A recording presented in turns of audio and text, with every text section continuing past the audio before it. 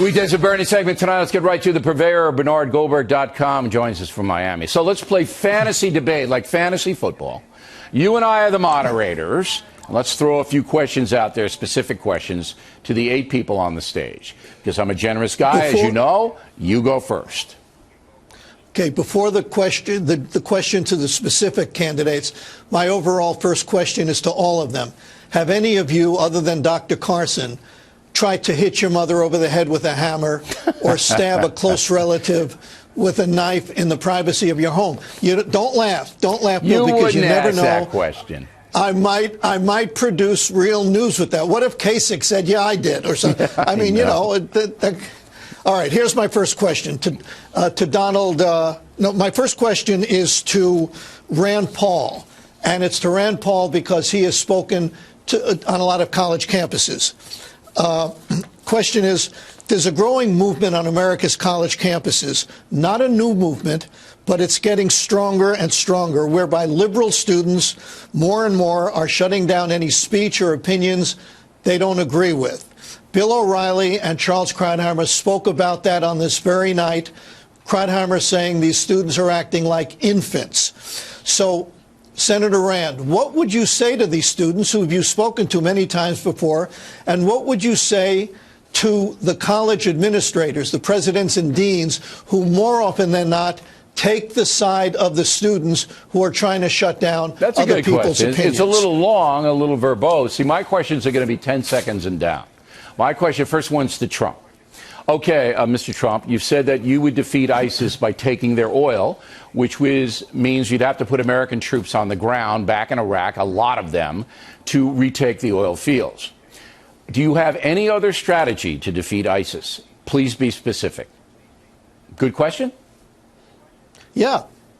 Because then you marginalize the oil thing, because if he indeed is going to seize oil fields, that's 5,000 to 6,000 infantry troops. That's what that would take. I have a question for Donald Trump also, and the reason I want to ask him this is because I don't think he's ever given this question a second's worth of thought, and it isn't as pithy as yours.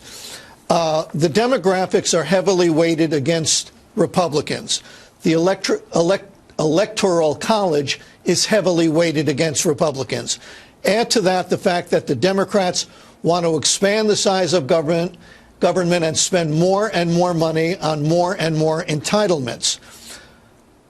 Given the fact that Republicans can never outspend Democrats, and given all those obstacles, how do you or any other GOP candidate expect to win next year?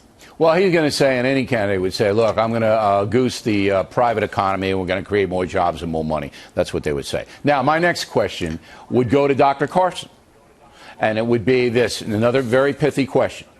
You don't have any experience in running a business or a government.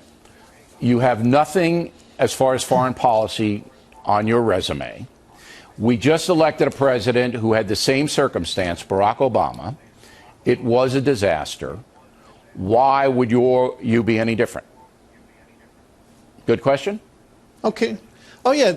Bill, these are good questions, but you know you're not going to get an answer worthy of the question. Then I'd have to go on stage. I'd have to go up there myself and say, did you not hear me? I know. I know. The biggest problem you have with the debates is that you can't ask the questions and then run up and then answer follow up on it. That is a big problem with the debates. That's right. There should be a buzzer that you can hit, and it says not answering the question.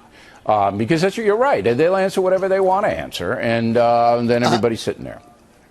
I have a question also for Dr. Carson, and the reason I'm asking that, frankly, it's because he's black. Tell you that right up front. One of the big issues in the campaign, Dr. Carson, mostly on the Democratic side, is income inequality. But one of the greatest reasons for income inequality is dysfunctional behavior. Young girls having babies out of wedlock, which often leads to poverty and income inequality. You have talked about this. The Democrats won't talk about this. They refuse to. You have talked about this, but the other candidates on this stage have not. Why do you think that is? And do you think it has anything to do with the fact that they're all white and that a lot of the problems of out-of-wedlock births are happening in minority communities? That's a good provocative question, and then you give the stat 72%. That's provocative. You see, the Democrats won't touch it, but neither do most Republicans. No, they don't. They're afraid of that. Yeah, they don't want to be branded a racist.